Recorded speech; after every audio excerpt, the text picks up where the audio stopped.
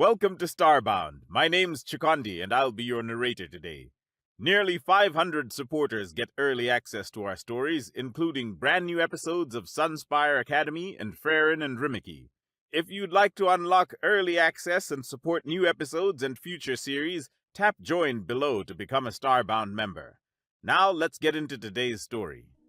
What kind of creature is this? This furless skin? I swear it looks like some sort of overgrown newborn, said Imov as he helped Levor carry the new alien prisoner to its brand new cell. He calls himself a human, Levor sneered, his fur hand striking the back of the human's head with enough force to irritate, not injure. The prisoner stumbled forward, but said nothing, his shackled hands keeping him from catching himself as he continued to shuffle between his captors. I'm still not sure if it's a male, but I refuse to believe a female could be this ugly. Imov's deep laughter rumbled through the stone corridors at his partner's crude assessment. The two armored guards and what they considered a shabbily dressed human continued their journey deeper into Asteria's military prison, their boots pressing loudly against the cold stone floor. The prisoners' simple white clothing looked pitiful compared to their gleaming armor as they navigated the twisting passages of the fortress. The guards stopped in front of a simple cell, and for the first time, the human spoke. "I thought the same about you guys," he said, his translated voice pitched lower than what Leorians like Imov were used to for males. "That unruly mane and those whiskers could only mean you're male. And I'm not even going to comment on the bad breath because I refuse to believe your females could be that ugly and smelly." Imov glanced at Levor, contemplating for a moment how their own species must look to a human. Their thick brow manes framed faces covered in beige fur, leading down to short snouts that ended in pink triangular noses.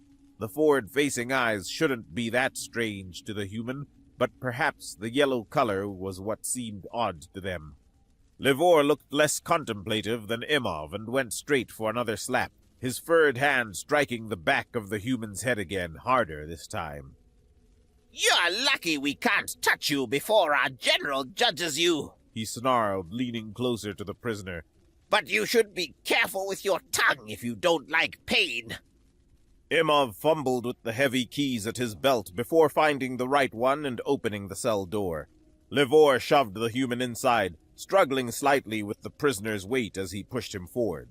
The human stumbled into the small space, his shackled hands still preventing him from properly catching himself as he landed on the cold floor.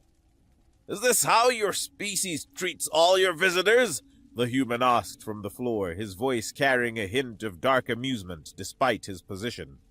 Imov laughed at that and tapped on the metal of the cell, producing a sharp ringing sound. "Visitor, you're just someone we captured near the battlefield with the Northerners," he said with a grin. "You don't qualify as a visitor. You're much more likely a spy." The human got back to his feet and grabbed the bars, looking at them from behind the metal as he met Imov's eyes directly. "I'm way more than just a visitor," he said calmly, "but I'm content to wait for your general to come here." His voice took on a playful tone as he added, "I wonder what will happen to both of you when the general finds out what you did." Imov laughed at the remark and shook his head, careful not to let Levor see that he was taking the warning seriously. But in his mind, he couldn't help but consider the possibility that the human's words held some truth. The prisoner had been found carrying a strange briefcase, now under investigation by the engineering team, and Imov couldn't think of a single good reason for a human to be here.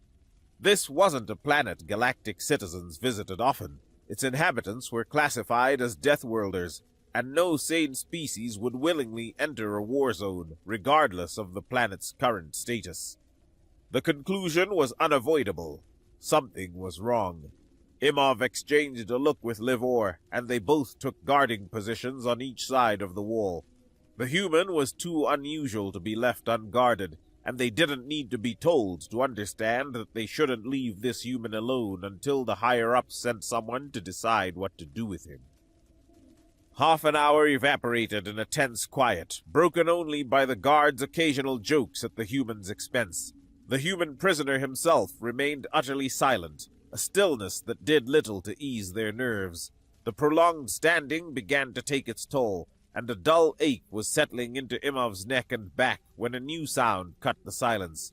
Hidden deep within his mane, Imov's short, pointy ears tensed, catching the distinct sound of footsteps approaching from the corridor. His pulse quickened as the sound grew closer. It wasn't just any soldier. The authoritative cadence belonged to a general.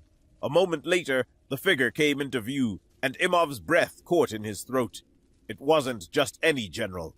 It was the one who had won the Battle of Trifar with a crippled army, the one who had decapitated the enemy commander with nothing but his own claws. It was General Briax himself. The duo exchanged a swift glance as the imposing figure drew nearer, their eyes widening with each step. General Briax bore a jagged scar beneath his right eye, a mark that turned the otherwise orderly mane from a symbol of discipline into something far more menacing, a thin layer of restraint hiding the violence beneath. Every muscle in Imov's body tensed as the general came to a halt just a few steps away, his presence flooding the corridor with an almost suffocating weight.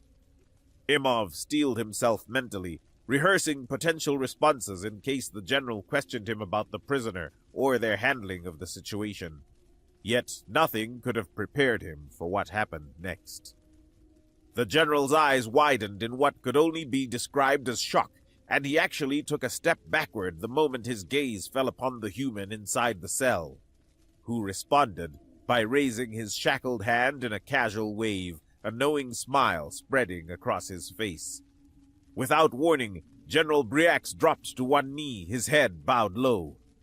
"Lord Healer," he whispered, his eyes glaring at the stone floor. "I had no knowledge you would arrive a day earlier.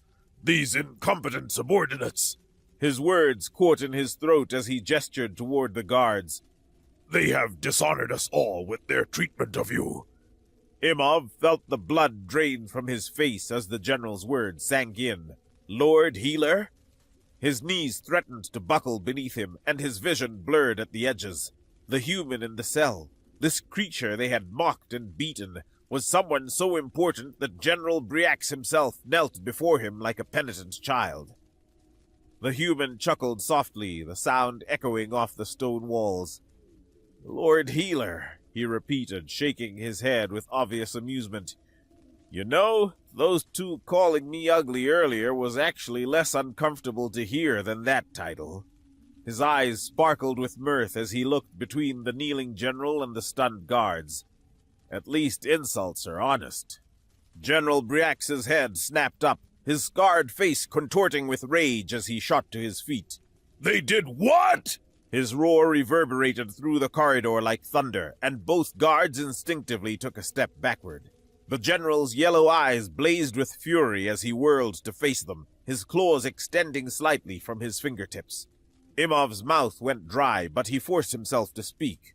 "He was uncooperative and seemed more concerned about his briefcase than our questions," Livor added, though his voice grew weaker with each word as the general's glare intensified. General Briax stood motionless through their explanations, his piercing gaze moving slowly between the two guards. His silence was more terrifying than any shout, and when he finally spoke, his voice was deadly quiet. "I don't want to hear your pathetic excuses." He turned toward the human, his posture immediately shifting to one of deference. "Lord Healer, you need only say the word, and I will have everyone who participated in your arrest hanged by morning." The words hit Imov like a knife to the heart. His knees buckled, and he crashed to the stone floor, his entire body trembling uncontrollably. This was it. His life was over. He had struck a being so important that General Briax himself offered executions as casual recompense. Through his terror, he caught sight of Livor still standing, frozen in place like a statue, his eyes pale as death, and his whole body shaking as if his heart might simply stop beating at any moment. The contrast made Imov's despair even more complete. While he had collapsed in abject terror, his partner couldn't even process the gravity of their situation. They were just doing their jobs, the human said with casual dismissal, as if discussing the weather. Besides, I think slapping the back of Livor's head twice would make us even. He smiled that same knowing smile, completely at ease despite the chaos swirling around him. But General Briax wasn't satisfied. His fury reignited, and he stepped directly in front of Livor, his voice dropping to a menacing growl. Did you use violence against the Lord Healer? Answer me directly, God. Livor's mouth opened and closed several times before words finally came out. It was nothing. We thought he was a spy. Just minor force to maintain discipline. His excuses tumbled out in a panicked rush. Imov watched in horror, certain that the general was about to execute Livor right there in the corridor. The way Briax's claws were extending, the murderous gleam in his eyes. This was how it ended for both of them. "General, please," the human interjected, his voice carrying an unexpected authority despite its calm tone. "I would prefer that no one dies because of me. I'm a pacifist, you see." He paused, meeting the general's gaze steadily. "Despite not being a regular doctor with a diploma and an oath, I still prefer life to death. And I truly mean it when I say that just slapping the back of his head twice would be enough." The tension in the corridor slowly began to ease as General Briax's breathing steadied. His claws retracted, and though his expression remained stern, the immediate threat of violence seemed to pass. Very well, he said through gritted teeth. Livor, kneel. Livor dropped to his knees so quickly that Imov heard them crack against the stone, but the relief on his partner's face was unmistakable. At least he would live to see another day. The general's attention turned, and he pointed a clawed finger directly at Imov. And what of this one? His voice carried the weight of final judgment. The human glanced at Imov with those unnervingly calm eyes. "He just joked about me and had some fun at my expense," he said with a shrug. "I'll forgive him as long as he's my assistant for the day." Imov's entire body stiffened at the thought, his mind reeling with horror at the implication. But with the general's scarred face inches from his own, his fur hardened like stone. Yes, General, he whispered back. The exchange was too quiet for the human or Livor to notice, but it left Imov feeling hollow inside. The human turned toward him then, apparently oblivious to the whispered threat. "I need to find my briefcase," he said matter-of-factly. "It was confiscated when they brought me in." Indeed, General Briax reinforced, his voice returning to its normal authoritative tone. Take the briefcase to my private quarters immediately. And Imov. His yellow eyes bored into the guard's skull. You will not discuss this with anyone. Is that understood? Imov nodded frantically, pulling the heavy keys from his belt with shaking hands. He thrust them toward the general, not trusting his voice to work properly. As soon as Briax took them, Imov turned and ran down the corridor, his boots echoing against the stone as he fled the scene. His mind raced as he ran, trying to process everything that had just happened. What sort of healer was this human, and what kind of illness could General Briax possibly have that would require someone with such obvious power and influence? Despite the terror still coursing through his veins, Imov found himself genuinely curious about the mysterious human. The briefcase. He had to find the briefcase and get it to the general's quarters without anyone seeing. Whatever was inside it, whatever brought this Lord Healer to their war-torn world, Imov suspected it was the key to the mystery. And somehow he had become part of it, whether he wanted to or not. 2 hours later, Imov stood before the massive wooden doors, his chest heaving as he struggled to catch his breath. The general's private quarters were nothing like the reasonably large military accommodations he had expected. Instead, an elegant mansion sprawled before him within the fortress walls, its carved stone facade speaking of wealth and power that extended far beyond mere military rank. His legs trembled from the desperate sprint through the fortress corridors, and his tongue struggled to stay inside his mouth as he tried to recover.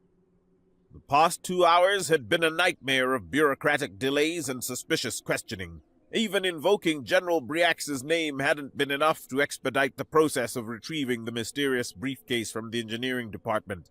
The technicians had demanded authorizations, the quartermaster had insisted on proper documentation, and the security chief had required 3 different confirmations before finally releasing the strange object into Imov's custody.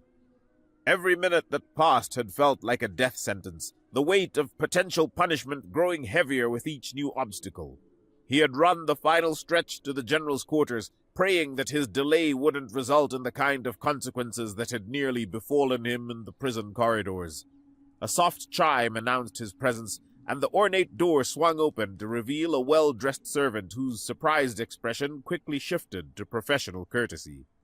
But it was the scene beyond the servant that truly caught Imov off guard. General Briax himself was carefully pouring a streaming liquid from an elegant carafe into a delicate cup, his massive clawed hands handling the fragile porcelain with surprising gentleness.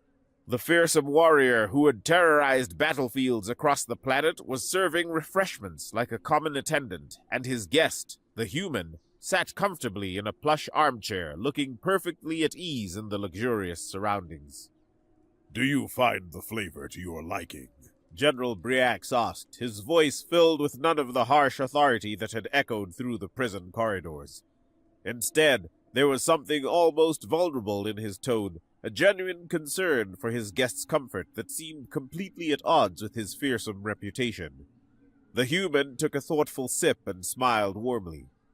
"There's really no need to import coffee from Earth just because of me, General. I'd be perfectly happy to drink something local. I'm sure your world has its own unique flavors to offer." He gestured toward the cup with genuine appreciation. "Besides, I came here to help, not to make demands." Imov cleared his throat awkwardly, the sound echoing slightly in the spacious room. Both figures turned toward him, and he felt the weight of their attention like a physical force. I brought the briefcase," he managed to say, holding up the strange container that had caused so much trouble to retrieve.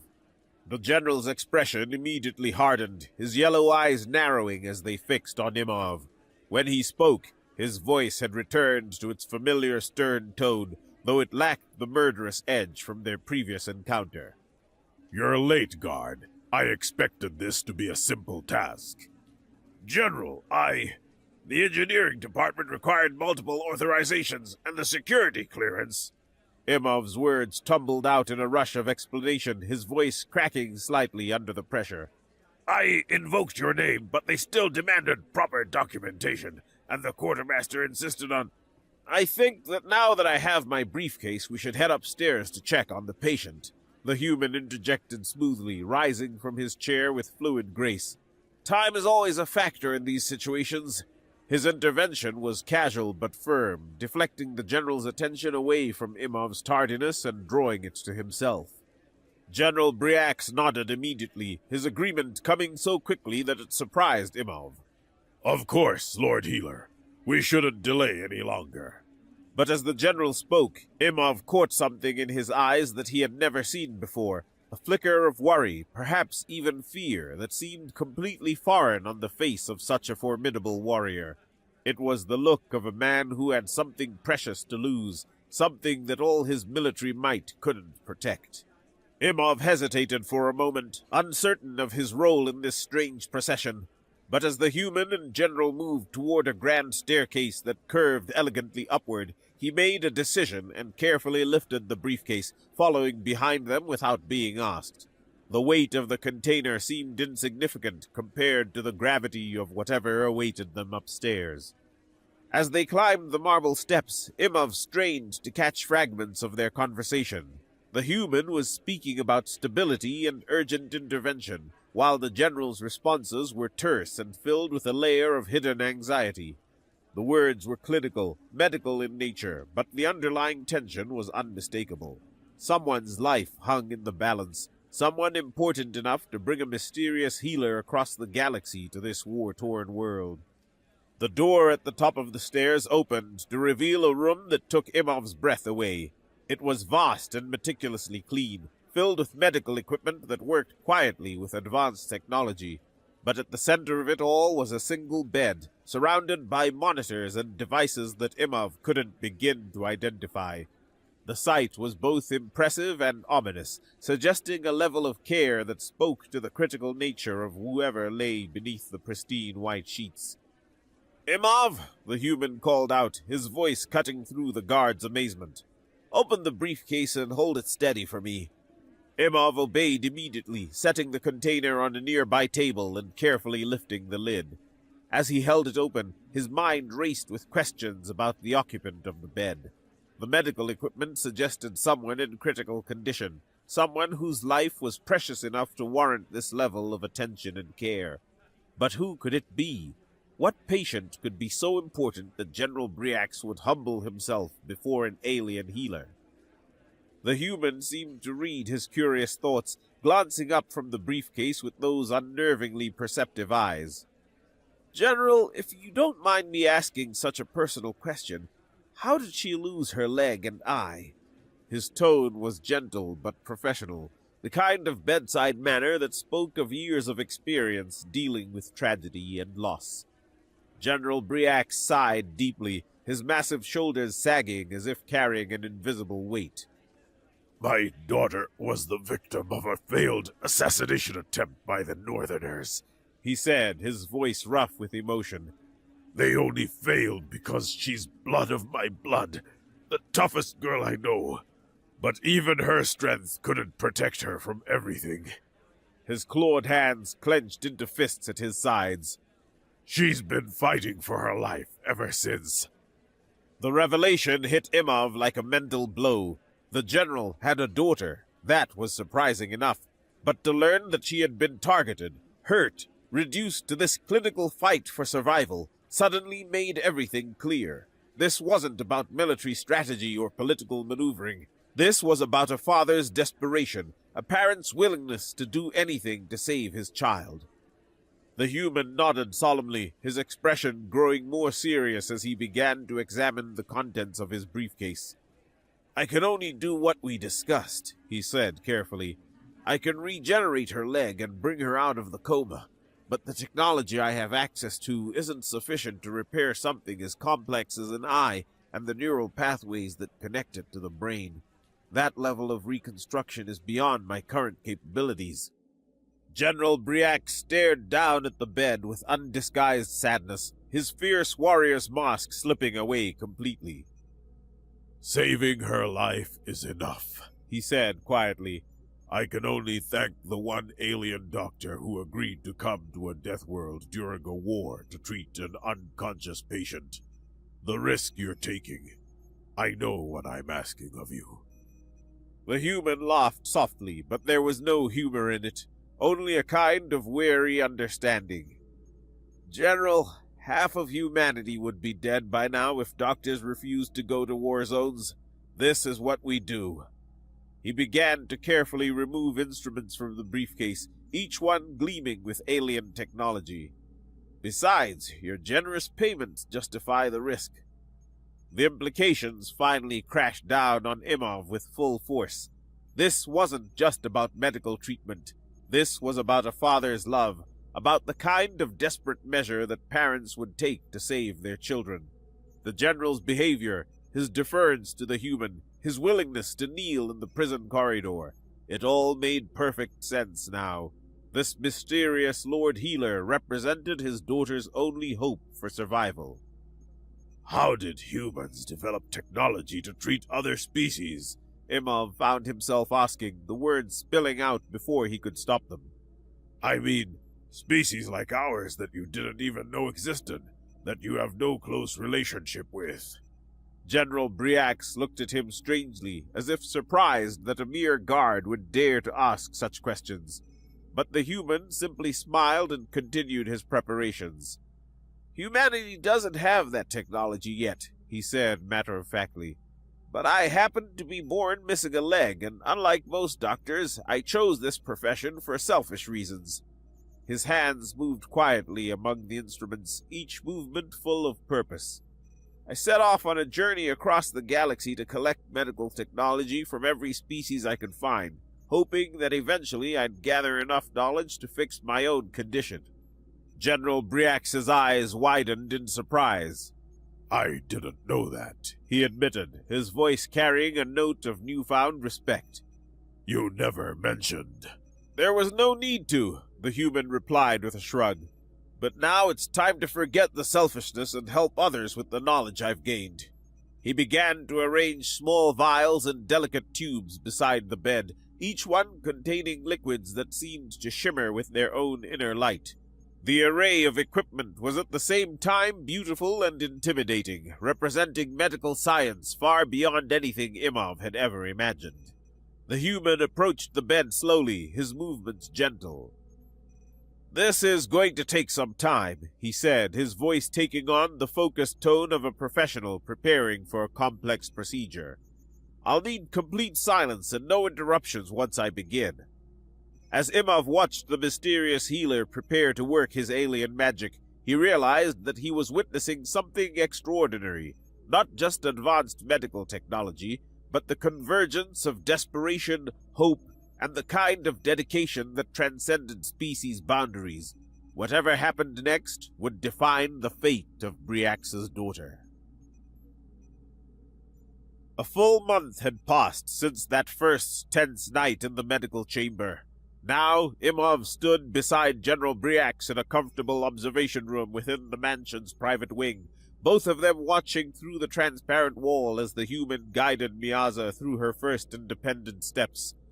The various alien technologies the Lord Healer had collected during his travels across the galaxy had lived up to every one of the General's desperate expectations, but even with such advanced medical science, it had taken an entire month of careful treatment and rehabilitation before she could stand on her own feet again.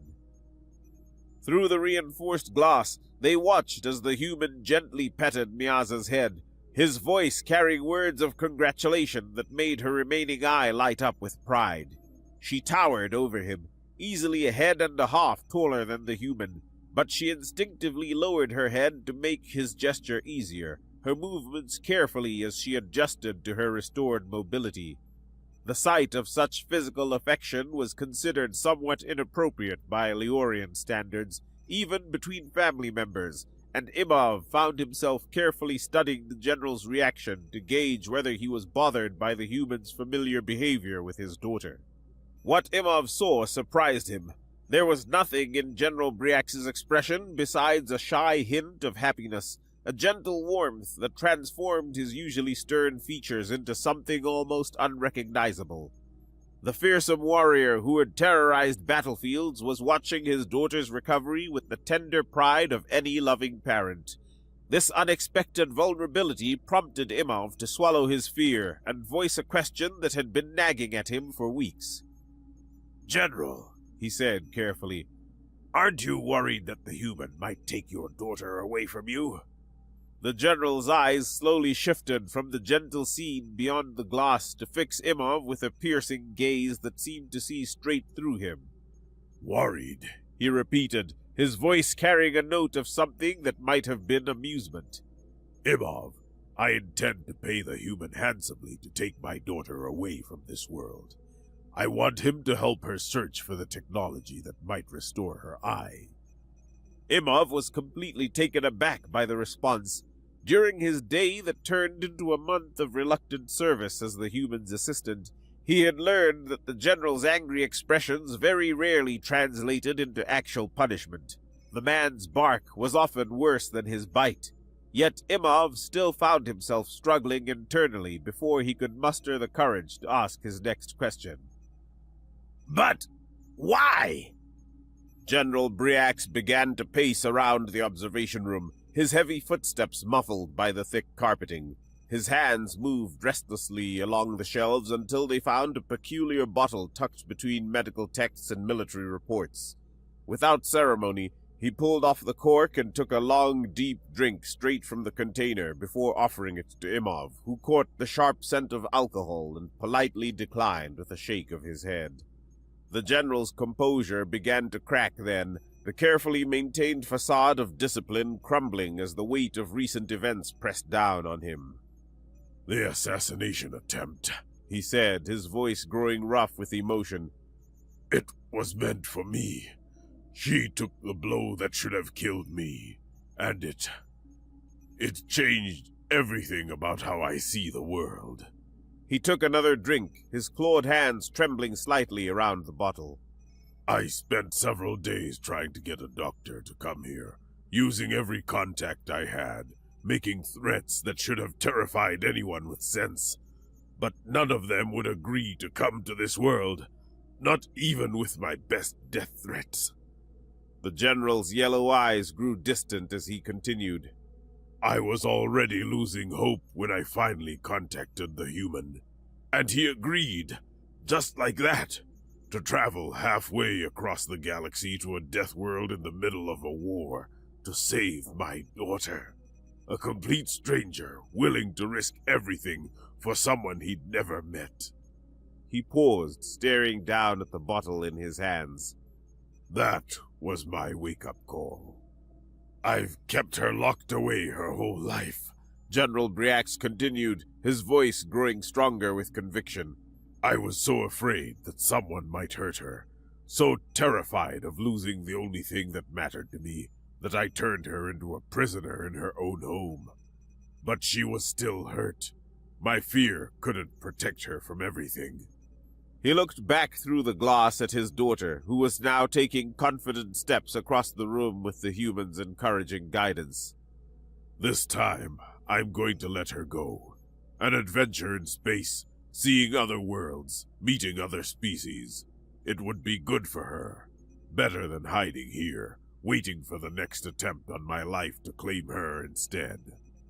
Imov's gaze alternated between the brave human helping Miaza navigate her new mobility and the general's daughter herself, who radiated determination and grace despite everything she had endured. In that moment, he realized once and for all what had made such a powerful figure kneel and show weakness in that prison corridor. It was love for his daughter, pure and simple.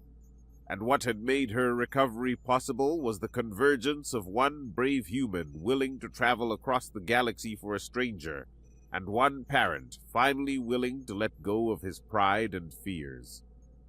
Imov didn't know what would happen next, whether Miaza would indeed leave this world to search for the technology that might restore her sight, or whether the human would find other patients who needed his unique collection of alien medical knowledge. But at least he had witnessed their supreme commander drop to one knee and lived to tell the tale. In his book, that was a victory worth celebrating, regardless of what the future might bring.